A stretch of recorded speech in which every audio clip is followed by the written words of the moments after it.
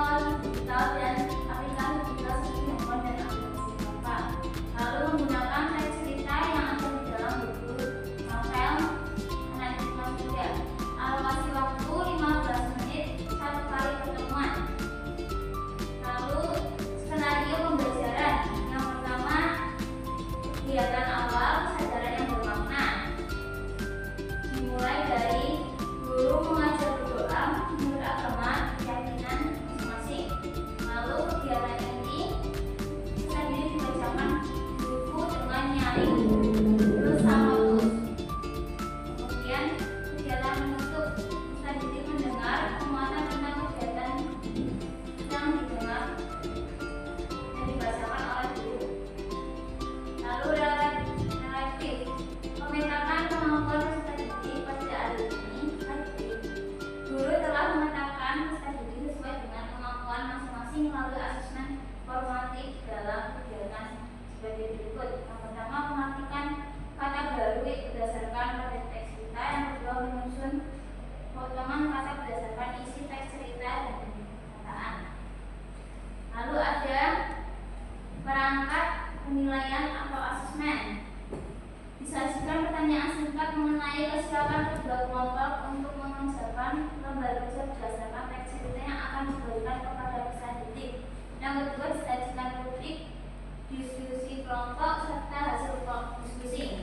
Yang ketiga, memberi alat, sarana atau perangkat yang dapat digunakan untuk mengerjakan hasil diskusi kelompok dan tindak lanjut yang akan dilaksanakan.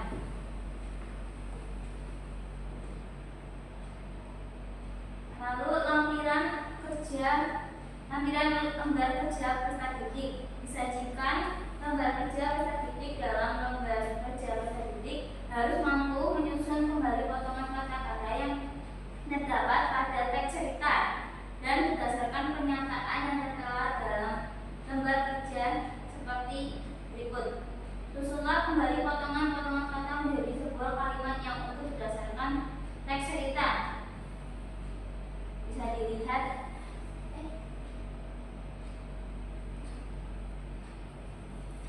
KPD-nya.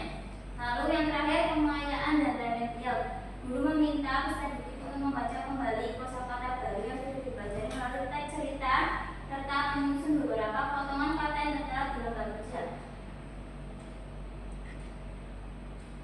Lalu pada modul ajar yang sudah saya buat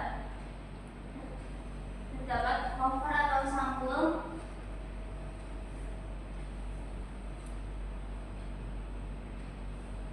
Lalu ada identitas, deskripsi capaian, terus kompetensi awal, profil pelajar Pancasila, terus media, pertanyaan mematik, skenario,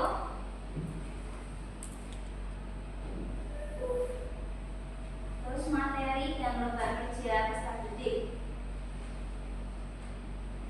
Lalu ada asesmen sumatif yang terdiri dari rubrik penilaian produk, penyusunan potongan kata menjadi kalimat yang utuh, lalu pengayaan dan remedial.